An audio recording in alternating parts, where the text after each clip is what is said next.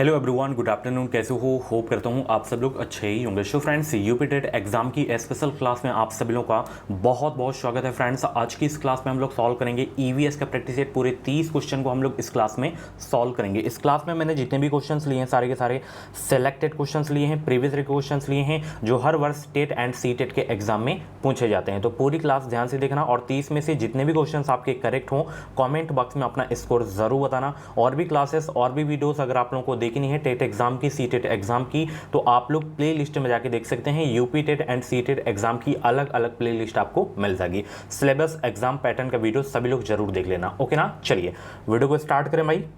Voice clear आ रही है? चलिए, पहला प्रश्न आपकी स्क्रीन पे आ गया है कि आपके प्रधानाचार्य ने आपको कहा कि कक्षा 5 के विद्यार्थियों को जो है शैक्षिक अवलोकन यात्रा के लिए ले जाएं। इस अवलोकन यात्रा को सार्थक बनाने के लिए आप अपनी योजना में क्या सम्मिलित करेंगी? क्रियाकलापों की एक जो है स्तरीकृत सीट उस स्थान के बारे में तैयार करना और प्रमाणिक तथा सार्थक अध्ययन के लिए जो है उसे विद्यार्थियों के साथ यात्रा से पूर्व साझा करना। देखिए, इस तरीके के जो बड़े बड़े जो तार्किक वाले प्रश्न होते हैं ये सी टेट में पूछे जाते हैं और टेट में आपको जो है मात्र 2 से 3 क्वेश्चन ऐसे देखने को मिलेंगे तार्किक वाले, बस। बाकी सारा का सारा जो रहेगा कंटेंट रट्टा मार वाला रहेगा। ठीक है, तो यहाँ पे आपका पहला वाला ही सही हो जाएगा। ठीक है, कि क्रियाकलापों की एक स्तरीकृत सीट उस स्थान के बारे में तैयार करना है, फिर प्रामाणिक तथा जो है सार्थक अध्ययन के लिए उसे विद्यार्थियों के लिए यात्रा से पूर्व साझा करना है। तो यहाँ पे ए वाला ही आपका बिल्कुल करेक्ट हो जाएगा, बाकी पढ़ने की आवश्यकता ही नहीं है। चलिए, अगला प्रश्न इंपॉर्टेंट है। इस तरीके के प्रश्न आपके जो है टेट एग्जाम में पूछे जाते हैं। ओके, बाकी ये जो क्लास चलती है ये दोनों के लिए हेल्पफुल है, टेट एंड सी टेट दोनों के लिए। चलिए, अगला प्रश्न है अश्तो मा शतगमय कहाँ से लिया गया है? ऋग्वेद से या सामवेद से या यजुर्वेद से या अथर्ववेद से? बताएंगे सब लोग। और इस बार टेट एग्जाम को क्वालिफाई करना है तो अभी कभी एजुकेशन मिसाइल यूट्यूब चैनल को सब्सक्राइब कर लें। बिल्कुल फ्री में आप लोग हमारे चैनल से अपनी जो है टेट एग्जाम की तैयारी कर सकते हैं। तो असतो मा शतगमय कहाँ से लिया गया है? ये लिया गया है यजुर्वेद से। कहाँ से लिया गया है? यजुर्वेद। कौन सा वेद? गद्य एवं पद्य दोनों में है तो आपका यजुर्वेद है। सबसे प्राचीन वेद पूछे तो आपका ऋग्वेद हो जाएगा। ओके, चलिए, अगला प्रश्न आपकी स्क्रीन पे है जादू तोड़ने का जो वर्णन है वो अथर्ववेद में है। ये बहुत पूछा जाता है क्वेश्चन। अगला प्रश्न है इस पौधों क्या है? इस पौधे में जो है पत्तियां हैं जिन्हें सब्जी की तरह प्रयोग में लाया जाता है, इसके बीजों से तेल प्राप्त किया जाता है, वह कौन सा पौधा है? बताइए सब लोग। पालक, नारियल, बंद गोभी या सरसों? इस पौधे में पत्तियां हैं जिन्हें सब्जी की तरह प्रयोग में लाया जाता है, इसके बीजों से तेल प्राप्त किया जाता है। अब पालक के बीज से तो तेल प्राप्त नहीं किया जाता है, ना ही बंद गोभी से, ना ही नारियल में, क्योंकि इसके पत्ते की सब्जी नहीं बनती है। सरसों के जो पत्ते होते हैं उसकी सब्जी भी बना लेते हैं आप लोग। और क्या होता है, इसके जो बीज होते हैं इससे जो है तेल भी प्राप्त कर लिया जाता है। तो यहाँ पे 123 का डी वाला आपका बिल्कुल करेक्ट हो जाएगा। चलिए, अगला प्रश्न है। प्रश्न क्या है? फर्न्स पौधों के किस भाग में आते हैं? बताइए सब लोग। फर्न्स जो है पौधे के किस भाग में आते हैं? तो ये जो है टेरिडोफाइटा के भाग में आते हैं। यहाँ पे 124 का डी आपका बिल्कुल करेक्ट हो जाएगा। लोकसभा की बहस किस भाषा में मुद्रित होती है? हिंदी भाषा में या अंग्रेजी भाषा में या संस्कृत या हिंदी अंग्रेजी दोनों में? 125 का जवाब देने का प्रयास करेंगे सब लोग।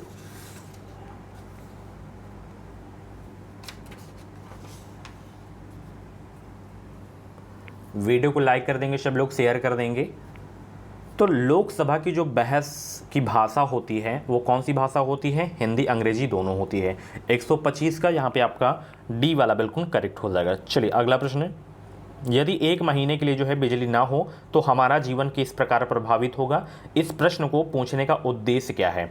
बिजली के स्रोतों के बारे में शिक्षार्थियों का आकलन करना या शिक्षार्थियों के कल्पनात्मक और चिंतन परक कौशलों का विकास करना या शिक्षार्थियों की सामान्य जानकारी का आकलन करना या समुचित तरीके से बिजली का प्रयोग करने के प्रति शिक्षार्थियों को संवेदनशील बनाना? तो बताएंगे सब लोग। प्रश्नों को एक बार फिर से पढ़ेंगे कि यदि 1 महीने के लिए बिजली ना हो तो हमारा जीवन किस प्रकार प्रभावित होगा और इस प्रश्न को पूछने का उद्देश्य क्या है? तो इस प्रश्न को जो पूछने का उद्देश्य डियर कि शिक्षार्थियों के कल्पनात्मक और चिंतन परक कौशलों का विकास करना। जब 1 महीने लाइट नहीं आएगी तो वो चिंतन करेंगे, ठीक है, इसके बारे में। तो यहाँ पे आपका जो है बी वाला बिल्कुल करेक्ट हो जाएगा, चिंतन और कल्पना करेंगे। अगला प्रश्न है, कक्षा 3 के विद्यार्थियों को जो है भोजन का पाठ पढ़ाते समय मनीषा भोजन संबंधित आदतों में जो है सांस्कृतिक तथा जो है क्षेत्रीय विविधता पर विशेष ध्यान देना चाहती हैं। नीचे दिए गए अधिगम अवसरों में जो है किसके द्वारा विद्यार्थियों को वांछित जानकारी दी जा सकती है।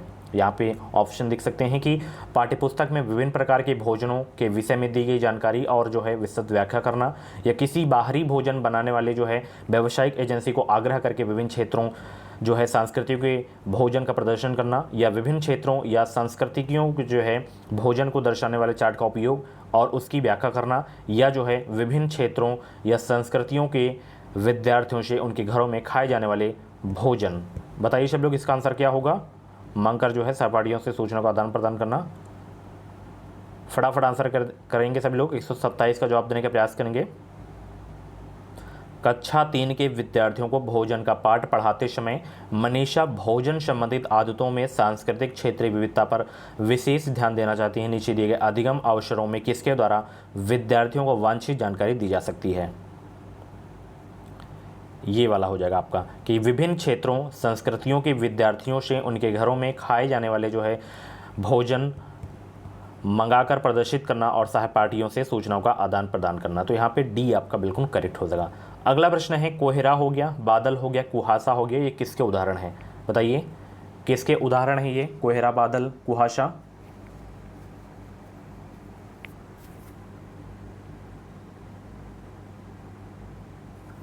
तो कोहरा, बादल, कुहासा ये जो है किसके उदाहरण हैं? एरोशाल के उदाहरण है। 128 का ए आपका बिल्कुल करेक्ट हो जाएगा। अगला प्रश्न आपकी स्क्रीन पे है, भारत के राष्ट्रपति को जो है उनके कार्यकाल की समाप्ति से पूर्व महाभियोग करने के लिए किसकी अनुशंसा अनिवार्य है? किसकी अनुशंसा अनिवार्य है? 129 का जवाब देने का प्रयास करेंगे सब लोग। प्रधानमंत्री की, या लोकसभा के अध्यक्ष की, या भारत के मुख्य न्यायाधीश की, या संसद के दोनों सदन की? बताइए 129 का राइट आंसर बताने का प्रयास करेंगे सब लोग। भारत के राष्ट्रपति को उनके कार्यकाल की समाप्ति से पूर्व महाभियोग करने के लिए किसकी अनुशंसा अनिवार्य है? संसद के दोनों सदनों की अनुशंसा अनिवार्य है। यहाँ पे आपका डी वाला बिल्कुल करेक्ट हो जाएगा। अगला प्रश्न है, पर्यावरण अध्ययन की पाठ्य पुस्तकों में कविताओं और कहानियों को शामिल करने का निम्नलिखित में से कौन सा उद्देश्य नहीं है? पहला उद्देश्य यहाँ पे क्या है कि शिक्षार्थियों में कल्पनाशीलता और जो है सृजनात्मक योग्यता को बढ़ावा देना, बिल्कुल सही है ये वाला आपका। विषय में रुचि का विकास करना, बिल्कुल सही है। नित्य और एकरस विषय वस्तु में बदलाव करना, ये भी आपका सही है। शिक्षार्थियों को आनंद और मजा उपलब्ध कराना, ये आपका नहीं होगा उद्देश्य। यहाँ पे आपका डी वाला बिल्कुल करेक्ट हो जाएगा। चलिए बहुत अच्छे। अगला प्रश्न है कि उत्तर प्रदेश का कौन सा शहर जो है चिकनकारी साड़ियाँ नामक सुंदर कढ़ाई वाली साड़ियों के लिए प्रसिद्ध है? मुरादाबाद, या लखनऊ, मेरठ, या प्रयागराज? मुरादाबाद तो पीतल के बर्तन के लिए प्रसिद्ध है।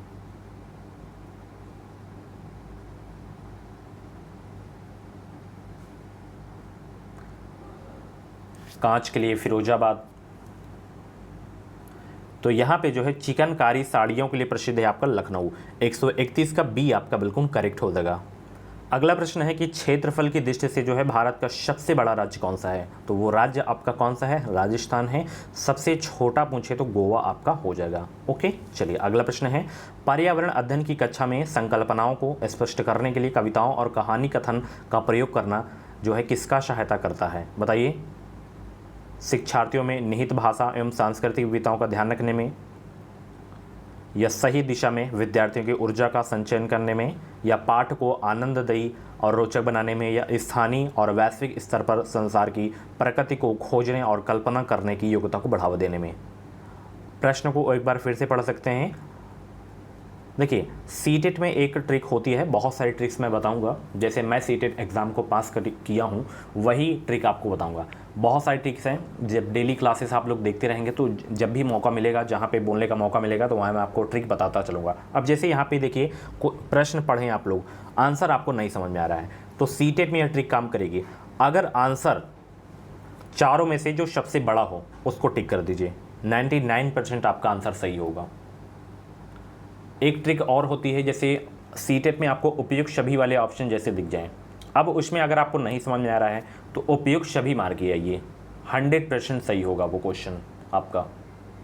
तो यहाँ पे आपका डी वाला बिल्कुल करेक्ट हो जाएगा, ठीक है ना। चलिए अगला प्रश्न है, एक शिक्षक पढ़ाते समय श्रव्य दृश्य सामग्रियों एवं शारीरिक गतिविधियों का प्रयोग करता है क्योंकि ये जो है प्रभावी आकलन को सुगम बनाते हैं, ये शिक्षार्थियों को दिशा परिवर्तन उपलब्ध कराते हैं, ये अधिगम वृद्धि में अधिकतम इंद्रियों का उपयोग करते हैं, यह शिक्षा को आराम उपलब्ध कराते हैं। प्रश्नों को एक बार फिर से देख सकते हैं, फटाफट आंसर देने का प्रयास करेंगे सब लोग। एक शिक्षक पढ़ाते समय श्रव्य दृश्य सामग्रियों एवं शारीरिक गतिविधियों का प्रयोग करता है क्योंकि ये जो है अधिगम वृद्धि में अधिकतम इंद्रियों का उपयोग करते हैं। यहाँ पे सी वाला आपका बिल्कुल करेक्ट हो जाएगा। अगला प्रश्न है, प्राथमिक स्तर पर बच्चे का आकलन करने का सर्वश्रेष्ठ तरीका पोर्टफोलियो का प्रयोग करना या आवधिक परीक्षाओं का प्रयोग करना या गृह कार्य का जो है प्रयोग करना या योगात्मक कार्य। तो किसका प्रयोग करना हो जाएगा यहाँ पे आपको बताना है। 135 का जवाब देने का प्रयास करेंगे। कुछ भी डाउट्स है तो ये मेरा व्हाट्सएप नंबर है 7905632533 पर आप लोग जो है मुझे व्हाट्सएप मैसेज कर सकते हैं। तो प्राथमिक स्तर पर जो है बच्चे का आकलन करने का जो सर्वश्रेष्ठ तरीका है डियर, वो है आपका पोर्टफोलियो का प्रयोग करना, ठीक है। यहाँ पे आपका जो है ए वाला बिल्कुल करेक्ट हो जाएगा। जब टॉपिक वाइज की क्लास स्टार्ट होगी तो मैं सबके बारे में बताऊंगा, जैसे पोर्टफोलियो का मतलब क्या होता है, सारी चीज़ें मैं आपको बताऊंगा। चलिए, उत्तर प्रदेश में कौन से आहार को चर्मोद्योग की जो है राजधानी के रूप में जाना जाता है? शहर होना चाहिए यहाँ पे, बताइए यहाँ पे कौन सा शहर है? यहाँ पे शहर होना चाहिए, ठीक है ना। सभी को पता होगा कानपुर है आपका। 136 का बी आपका बिल्कुल करेक्ट हो जाएगा। अगला प्रश्न है, निम्नलिखित में से भोजन बनाने का कौन सा तरीका अच्छा है? यहाँ पे देखेंगे, सब्जियों को काटने और पकाने से पहले उन्हें कुछ समय के लिए धूप में रखना, बिल्कुल नहीं। बैक्टीरिया नष्ट करने के लिए सब्जियों को गहरे तलते हुए पकाना, बिल्कुल गलत। सब्जियों को अच्छी तरह से धोना और फिर काटना, सब्जियों को काटना और तब उन्हें चलते पानी में धोना, बिल्कुल नहीं। देखिए इसमें आपका जो सही है कि सब्जियों को अच्छी तरह से धोना फिर उनको काटना, यही आपका सही हो जाएगा। यही सही तरीका होता है कि ये नहीं कि पहले आप लोग जो है सब्जी काट लिए उसके बाद आप लोग धुलें, तो ऐसा नहीं करना है आपको। आप लोग जैसे खाना बनाते होंगे तो ये रूल अपनाइए, पहले आप लोग जो है धुल लीजिए फिर आप लोग काटिए। ओके, चलिए मिलान करें आप लोग यहाँ पे कौन कहाँ पे स्थित है, फटाफट मिलान करें। 138 का जवाब देने का प्रयास करेंगे।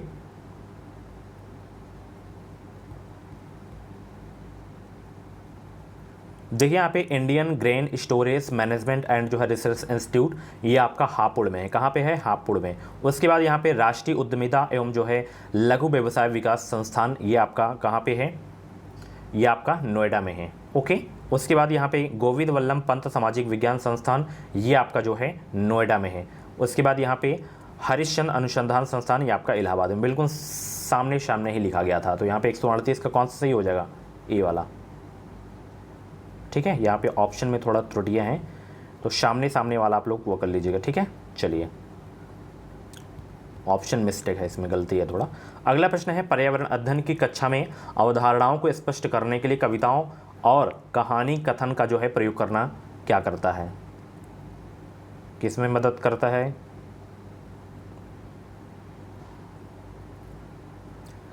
पर्यावरण अध्ययन की कक्षा में अवधारणाओं को स्पष्ट करने के लिए कविताओं और कहानी कथन का प्रयोग करना क्या कहलाता है?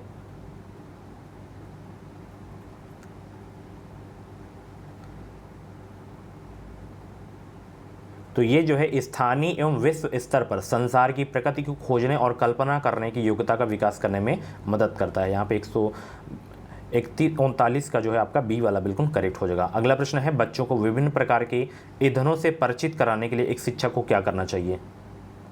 चार्ट पर ईंधनों के चित्र प्रदर्शित कर सकता है, या बच्चों से विभिन्न प्रकार के ईंधनों की सूची बनाने के लिए कह सकता है, या कक्षा में कुछ ईंधनों के नमूने दिखा सकता है, या एक लघु फिल्म दिखाने के साथ खाना पकाने के लिए इस्तेमाल होने वाले संभावित ईंधनों के प्रकारों पर चर्चा बच्चों के साथ जो है चर्चा कर सकता है। बताइए इसका राइट आंसर क्या होगा 140 का? तो कक्षा में कुछ ईंधनों के जो है नमूने दिखा सकता है, यही आपका आंसर हो जाएगा। अगला प्रश्न है, पर्यावरण अध्ययन की कक्षा में जो है बच्चों के व्यक्तिगत अनुभवों को महत्व देना शिक्षक को लाभ पहुंचाता है किसमें? किसमें लाभ पहुंचाता है बताइए? 141 का जवाब दीजिए सब लोग। वीडियो को लाइक कर दें, शेयर कर दें सभी लोग, और चैनल को सब्सक्राइब ज़रूर कर लें ताकि जो भी अपडेट आए वो अपडेट आपको सबसे पहले हमारे चैनल के माध्यम से मिल सके।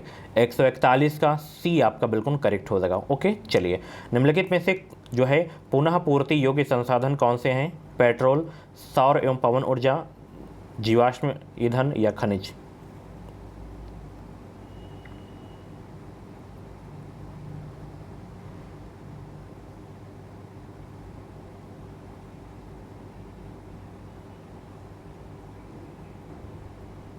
एक 142 का जितने भी लोग यहाँ पे बी जवाब दे रहे हैं उनका आंसर बिल्कुल सही हो जाएगा, सौर एवं पवन ऊर्जा। ठीक है, चलिए अगला प्रश्न। भारत सरकार का प्रथम विधि अधिकारी कौन है? बताएंगे सब लोग। भारत सरकार का जो है प्रथम विधि अधिकारी कौन है? अटॉर्नी जनरल ऑफ इंडिया है। ओके, चलिए बहुत अच्छे। अगला प्रश्न आपकी स्क्रीन पे आ गया कि भारत में किसी राज्य के राज्यपाल का जो है नियुक्ति प्राधिकारी निम्नलिखित में से कौन होता है?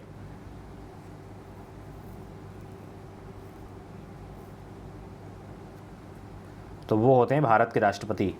ठीक है, चलिए, किस धातु का उपयोग जो है सोलर सेल बनाने में करते हैं? किस धातु का उपयोग सोलर सेल बनाने में किया करते हैं? तो वो है एल्युमिनियम धातु, यहाँ पे आपका सही हो जाएगा। कमरे के ताप पर कौन सी अधातु द्रव्य अवस्था में पाई जाती है?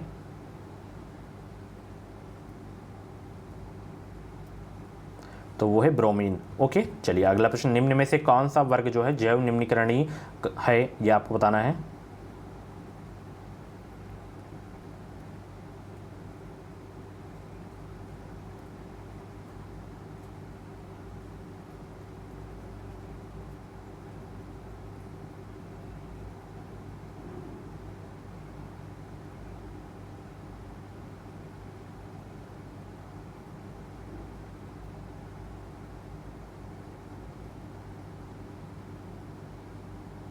तो यहाँ पे आपका जो है सी वाला करेक्ट होगा, यानी कि इसमें घास, पुष्प और चमड़ा हो जाएगा, घास, काष्ठ और कांच हो जाएगा, और फलों के छिलके, केक और नींबू का रस यहाँ पे आपका सही हो जाएगा। ठीक है, चलिए अगला प्रश्न है कि नवीकरणीय ऊर्जा स्रोत है किसका? पेट्रोल का या कोयला, वन, प्राकृतिक गैस?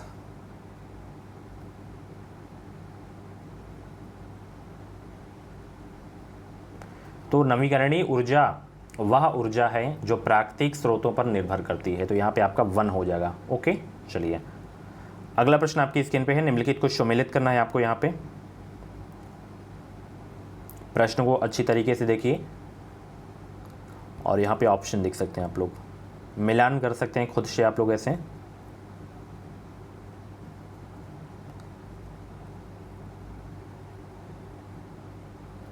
तो CFC का यहाँ पे ओजोन 6 में चला जाएगा, CO2 का आपका जो है यहाँ पे आ जाएगा हरित गृह प्रभाव हो जाएगा,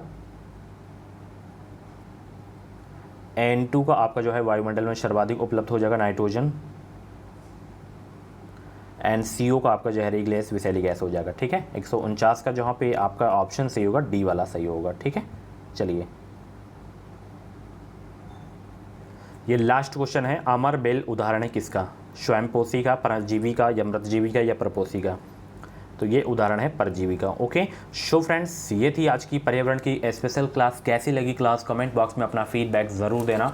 और इस बार टेट एग्ज़ाम को क्वालिफाई करना है, सीटेट एग्ज़ाम को क्वालिफाई करना है, तो अभी कभी चैनल को सब्सक्राइब कर लें ताकि जो भी टेट फॉर्म की अपडेट है, सीटेट फॉर्म की अपडेट है, वो अपडेट आपको सबसे पहले हमारे चैनल के माध्यम से मिल सके। थैंक यू सो मच, मिलते हैं अगली क्लास पे।